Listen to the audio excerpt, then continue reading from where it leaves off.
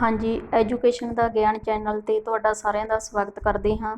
ਇਸ ਚੈਨਲ ਦੇ ਉੱਤੇ ਤੁਹਾਨੂੰ PS TET, UGC NET Punjabi, master cadre Punjabi, ਇਸ ਤੋਂ ਬਿਨਾਂ anganwadi supervisor, Punjab police clerk ਦਾ ਪੰਜਾਬੀ ਲਿਟਰੇਚਰ ਦੇ ਨਾਲ ਸੰਬੰਧਿਤ ਜਿੰਨਾ ਵੀ ਫੁੱਲ ਸਿਲੇਬਸ ਆ ਉਹਦੀ ਤਿਆਰੀ ਕਰਵਾਈ ਜਾਵੇਗੀ। ਅਤੇ ਇਸ ਤੋਂ ਬਿਨਾਂ ਪੰਜਾਬ ਦੇ ਵਿੱਚ ਸਰਕਾਰੀ ਭਰਤੀਆਂ ਲਈ ਜਿੰਨੇ ਵੀ ਟੈਸਟ ਹੁੰਦੇ ਨੇ ਉਹਨਾਂ ਦੀ ਜੀਕੇ,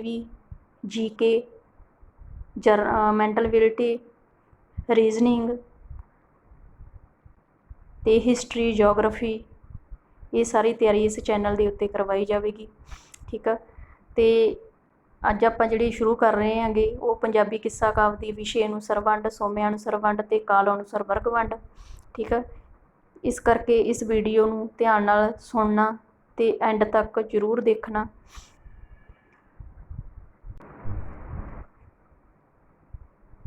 ਹਾਂਜੀ, ਕਿੱਸਾ ਕਾਵਿ ਦੀ ਵਰਗ ਵੰਡ ਵਿਸ਼ੇ ਪੱਖ ਦੇ ਆਧਾਰ 'ਤੇ ਆਪਾਂ ਕਰਨ ਜਾ ਰਹੇ ਹਾਂ। ਠੀਕ ਆ। ਵੀ ਵਿਸ਼ੇ ਦੇ ਪੱਖ ਤੋਂ ਕਿੱਸੇ ਕਿੰਨੇ ਪ੍ਰਕਾਰ ਦੇ ਹੁੰਦੇ ਨੇ? ਉਹ ਹੁੰਦੇ ਨੇ 5 ਪ੍ਰਕਾਰ ਦੇ। ਅਤੇ ਉਹ ਕਿਹੜੇ ਕਿੱਸੇਕਾਰ ਆ ਜਿਹੜੇ 4 ਪ੍ਰਕਾਰ ਦੇ ਜਿਹੜੇ ਕਿ ਇਹਨਾਂ ਦੇ ਵਿੱਚ ਸ਼ਾਮਲ ਹੁੰਦੇ ਨੇ। ਪਹਿਲਾਂ ਆਉਂਦੇ ਨੇ ਪ੍ਰੇਮ ਕਿੱਸੇ। ਠੀਕ ਆ। ਪ੍ਰੇਮ ਕਿੱਸਿਆਂ ਦੇ ਵਿੱਚੋਂ ਜਿਨ੍ਹਾਂ ਦਾ ਵਿਸ਼ਾ ਪੂਰਨ ਤੌਰ 'ਤੇ ਇਸ਼ਕ ਦੇ ਨਾਲ ਸੰਬੰਧਿਤ ਹੁੰਦਾ ਗਾ ਤਾਂ ਇਹ ਆਉਂਦਾ ਗਾ ਪਹਿਲਾ ਕਿੱਸਾ ਹੀਰ ਰਾਂਝੇ ਦਾ ਆਉਂਦਾ ਗਾ ਜੋ ਕਿ ਦਮੋਦਰ ਨੇ ਲਿਖਿਆ ਸੀ। ਠੀਕ ਆ। ਦਵਈਆ ਛੰਦ ਦੇ ਵਿੱਚ ਲਿਖਿਆ ਸੀ।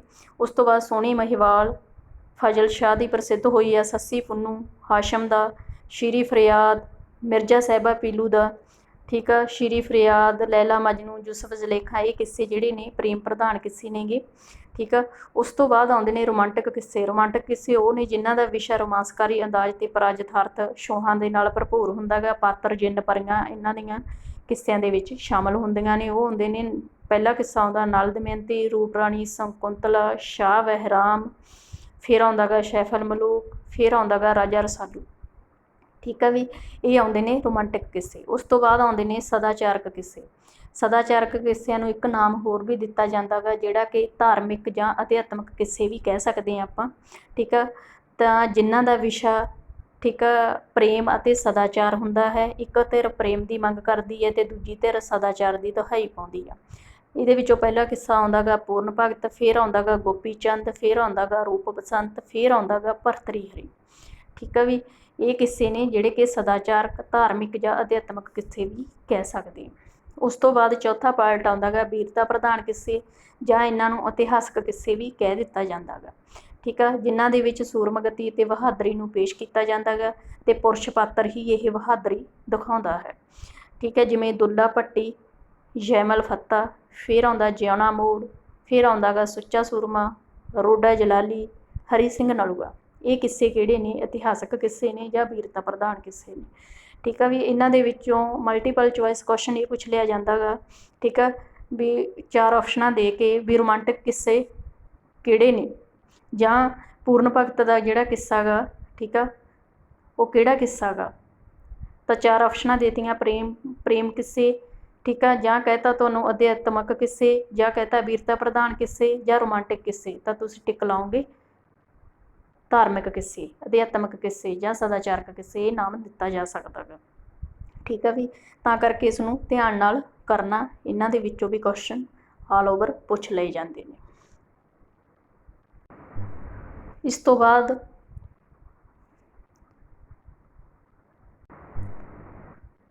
ਹਾਂਜੀ, ਫਿਰ ਆਉਂਦੇ ਨੇ ਪੰਜਾਬੀ ਕਿੱਸਿਆਂ ਦੀ ਸਰੋਤ ਅਤੇ ਸੋਮਿਆਂ ਦੇ ਆਧਾਰ 'ਤੇ ਵਰਗ ਵੰਡ। ਠੀਕ ਆ।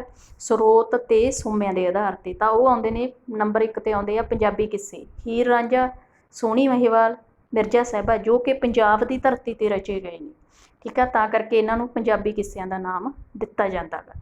ਤਾਂ ਕਈ ਵਾਰ ਕੁਐਸਚਨ ਦੇ ਵਿੱਚ ਇਹ ਪੰਜਾਬੀ ਕਿੱਸੇ ਨੇ। ਠੀਕ ਆ। ਕੋਈ ਵਿਦੇਸ਼ੀ ਕਿੱਸਾ, ਭਾਰਤੀ ਜਾਂ ਸਥਾਨਕ ਕਿੱਸੇ ਦਾ ਨਾਮ ਪਤਾ ਤਾਂ ਤੁਸੀਂ ਪੰਜਾਬੀ ਕਿੱਸਾ ਦੱਸਣਾ ਹੋਵੇਗਾ।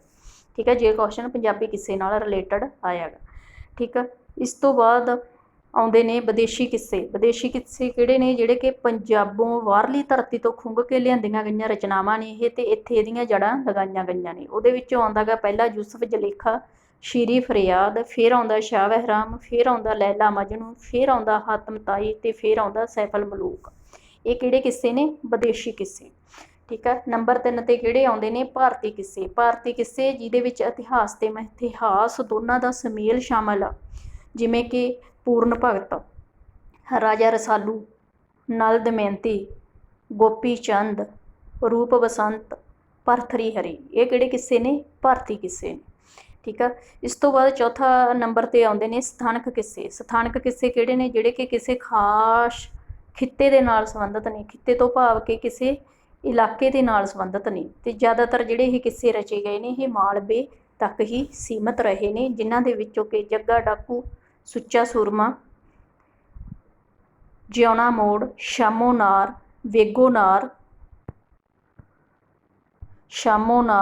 वेगो नार, काका प्रतापी, भाई विधि चंद।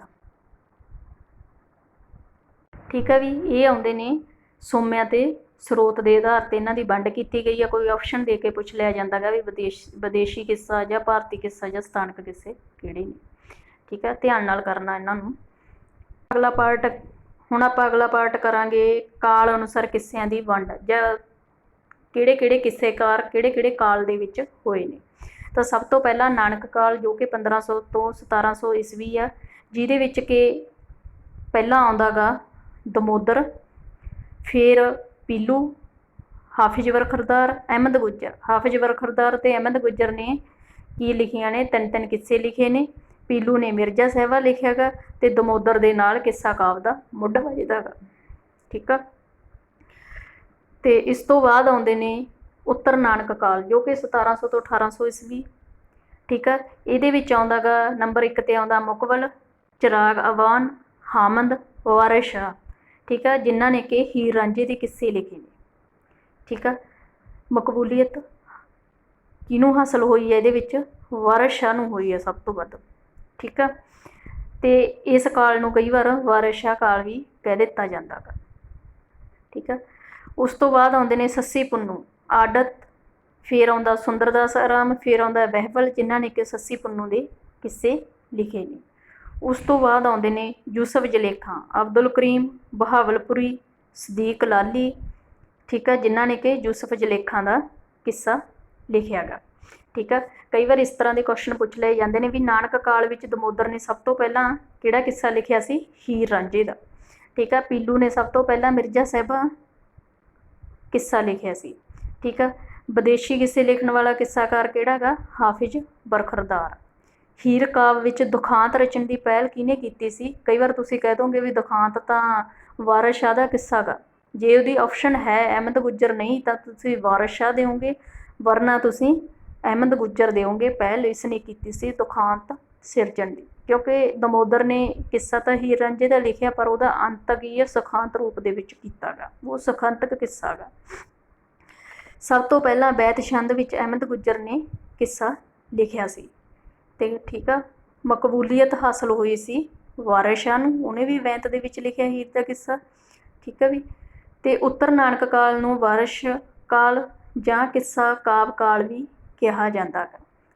ਅਤੇ ਪੰਜਾਬੀ ਸਾਹਿਤ ਵਿੱਚ ਹੀਰ ਰਾਂਝੇ ਦਾ ਪਹਿਲਾ ਸੰਕੇਤ ਬਾਬਾ ਫਰੀਦ ਦੇ ਸ਼ਲੋਕਾਂ ਦੇ ਵਿੱਚ ਮਿਲਦਾ ਗਾ। ਯਾਦ ਰੱਖਣਾ, ਬਾਬਾ ਫਰੀਦ ਦੇ ਸ਼ਲੋਕਾਂ ਦੇ ਵਿੱਚ ਮਿਲਦਾ ਗਾ।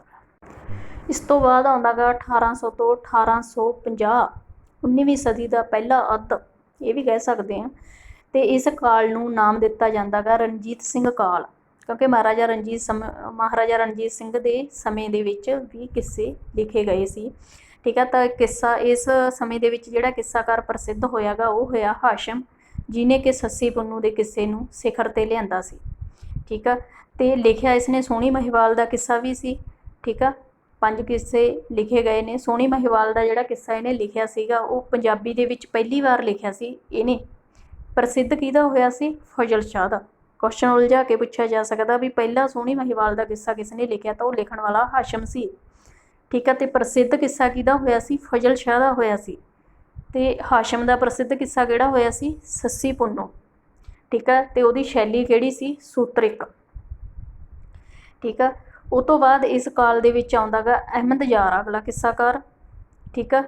ਇਹਨੇ ਸਭ ਤੋਂ ਵੱਧ ਕਿੱਸੇ ਲਿਖੇ ਸੀ, ਲਗਭਗ 40 ਦੇ ਤਕਰੀਬਨ ਇਹਨੇ ਕਿੱਸੇ ਲਿਖੇ। ਸਭ ਤੋਂ ਵੱਧ ਕਿੱਸੇਕਾਰ ਲਿਖਣ ਵਾਲਾ ਕਿੱਸਾਕਾਰ ਕਿਹੜਾ ਗਾ? ਅਹਿਮਦ ਯਾਰ। ਕਿਹੜੇ ਕਾਲ ਦੇ ਵਿੱਚ ਆਉਂਦਾ ਗਾ? ਰਣਜੀਤ ਸਿੰਘ ਕਾਲ ਦੇ ਵਿੱਚ। ਉਸ ਕਾਲ ਦਾ ਸਮਾਂ ਕੀ ਆ? 1800 ਤੋਂ 1850। ਠੀਕ ਆ। ਅਤੇ ਇਹਨੂੰ ਕਈ ਵਾਰ ਬੇਸੰਜਮੀ ਕਿੱਸਾਕਾਰ ਵੀ ਕਿਹਾ ਜਾਂਦਾ ਗਾ। ਕਈ ਜਿਹੜੇ ਸਾਹਿਤਕਾਰ ਨੇ ਉਹਨੂੰ ਬੇਸੰਜਮੀ ਕਿੱਸਾਕਾਰ ਕਹਿੰਦੇ ਨੇ। ਠੀਕ ਆ। ਇਹ ਵੀ ਕੁਐਸਚਨ ਪੁੱਛਿਆ ਜਾ ਸਕਦਾ ਗਾ। ठीक है। उस तो बाद आउंदा कादरजार। कादरजार ने ठीक है पूर्ण भगत का किस्सा लिखिया गा, जिहड़ा कि सदाचारक किस्से लिखण की पिरत किहने पाई सी। सब तो पहला सदाचारक किस्सा किहने लिखिया सी, तो वो लिखण वाला गा कादरजार, जो कि रणजीत सिंह काल के समय दे विच होया गा।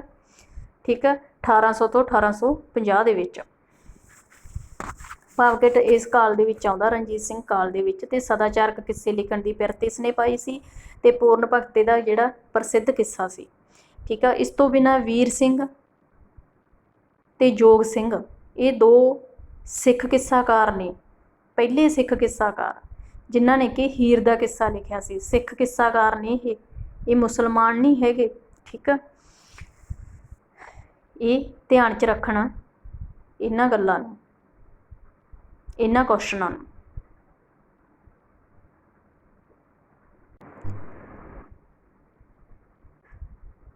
अगे आउंदा गा परिवर्तन काल 1850 तो 1900, भाव कि 19वीं सदी का दूसरा अद्ध, ये भी कह दिता जाता गा इनू। ठीक है, ये जिहड़ा प्रमुख किस्साकार होया सी वो सीगा फजल शाह। ठीक है, चाहे इन्हें कई होर किस्से भी लिखे सी, पर इहदा प्रसिद्ध किहड़ा किस्सा होया सी, सोहनी महिवाल। ठीक है, इस काल का शाहकार किस्साकार है ये। ठीक है, सोहनी महिवाल किहने लिखिया सी, फजल शाह ने, ते प्रसिद्ध होया सी ये। जिवें बारिश दी हीर हो गई, पीलू दा मिर्जा साहिबा हो गया, हाशम दी सस्सी पुन्नू हो गया, ते इहदे किस्सा किहड़ा सी, सोहनी महिवाल। सोहनी नूं पूरा करता सी इहने, अधूरी पई रचना नूं। अगे आउंदा किशन सिंह आरफ। ठीक है, इन्हें भी नवे किस्से लिखे ने, जिवें दुल्ला भट्टी, राजा भरथरी, ते कलियां विच हीर लिखण वाला, कलियां विच किसने किस्सा लिखिया, वो सी किशन सिंह आरफ। किहड़ा किस्सा लिखिया सी, हीर का किस्सा लिखिया सी इन्हें कलियां दे विच, याद रखना। ठीक है, उस तो बाद आउंदा बूटा मुहम्मद बूटा गुजराती, फिर आउंदा मुहम्मद बख्श। ठीक है, मुहम्मद बख्श इन्हें किहड़ा किस्सा लिखिया सी, सैफल मलूक। ते जिहड़ा ये किस्सा लिखिया सी, इहदे विच इहदी वखरता की सी, इहने किस्सा भी लिखिया ते उन्हां 60 किस्सेकारां दा जिक्र भी कीता इस किस्से दे विच। ठीक है, उस तो बाद गुलाम रसूल, मीरा शाह जलंधरी, कान सिंह, भगवान सिंह। ठीक है, ये किस्साकार परिवर्तन काल दे विच आउंदे ने, 19वीं सदी के दूजे अद्ध दे विच ये आउंदे ने। ठीक है, ते जिहड़ा भगवान सिंह सी, उहने हीर लिखी सी कवितां दे विच। कविता विच हीर लिखण वाला किहड़ा किस्साकार सी, वो किहड़ा सी, भगवान सिंह। किहड़े काल दे विच आउंदा, परिवर्तन काल दे विच आउंदा। ठीक है भी, इनू याद रखना तुसीं। इस तो बाद आउंदा 1900 तो बाद, भाव कि आधुनिक काल 20वीं सदी दे विच। इस काल विच कुछ कवियां ने किस्सा कविता लिखियां ने। ठीक है, किस्सा कविता जां किस्सा भी कह सकते हैं, रचे ने, पर उन्होंने कविता का रूप दिता गया है। ठीक है, ये पहला आउंदा धनी राम चातरिक, जिन्हें कि नल दमयंती का किस्सा। ठीक है, फिर आउंदा विधाता सिंह तीर, जिन्हें कि रूप राणी शकुंतला। ठीक है, ये किस्से इन्हां ने आधुनिक काल दे विच लिखे ने। ठीक है, आधुनिक काल के किस्साकारां बारे पुछ लिया जाता गा। ठीक है भी, ते इस तो बिना हीर ਸਾਹਿਤ ਦੇ ਵਿੱਚ ਵਾਰਿਸ ਸ਼ਾਹ ਨੂੰ ਪ੍ਰਸਿੱਧੀ ਪ੍ਰਾਪਤ ਹੋਈ ਆ, ਸੱਸੀ ਸਾਹਿਤ ਦੇ ਵਿੱਚ ਹਾਸ਼ਮ ਨੂੰ, ਮਿਰਜ਼ਾ ਰਚਨ ਦੇ ਵਿੱਚ ਪੀਲੂ ਨੂੰ, ਸੋਹਣੀ ਰਚਨ ਦੇ ਵਿੱਚ ਫਜ਼ਲ ਸ਼ਾਹ ਨੂੰ, ਤੇ ਕਾਦਰਯਾਰ ਨੂੰ ਸਦਾਚਾਰ ਕਿੱਸਾ ਲਿਖਣ ਕਰਕੇ ਪੂਰਨ ਭਗਤ ਦਾ ਪ੍ਰਸਿੱਧੀ ਹਾਸਲ ਹੋਈ ਹੈ। ਇਹ ਯਾਦ ਰੱਖਣਾ। ਇਸ ਕਰਕੇ ਆਪਣਾ ਇਹ ਅੱਜ ਦਾ ਟੌਪਿਕ ਕੰਪਲੀਟ ਹੋ ਚੁੱਕਿਆ ਗਾ, ਤੇ ਬਹੁਤ ਵੈਰੀ ਵੈਰੀ ਇੰਪੋਰਟੈਂਟ ਇਹਦੇ ਵਿੱਚ ਕੁਐਸਚਨ ਨੇ। ਠੀਕ ਆ, ਕਿਰਪਾ ਕਰਕੇ ਜੇ ਇਹ ਵੀਡੀਓ ਤੁਹਾਨੂੰ ਚੰਗੀ ਲੱਗੀ ਤਾਂ ਇਹਨੂੰ ਲਾਈਕ ਕਰਨਾ, ਸ਼ੇਅਰ ਕਰਨਾ, ਸਬਸਕ੍ਰਾਈਬ ਕਰਨਾ, ਤੇ ਇਸ ਤੋਂ ਬਿਨਾਂ ਆਈਕਨ ਬਟਨ ਨੂੰ ਦਬਾ ਦੇਣਾ, ਤਾਂ ਜੋ ਤੁਹਾਨੂੰ ਆਉਣ ਵਾਲੀਆਂ ਵੀਡੀਓ ਦੀ ਜਾਣਕਾਰੀ ਮਿਲ ਸਕੇ। ਧੰਨਵਾਦ।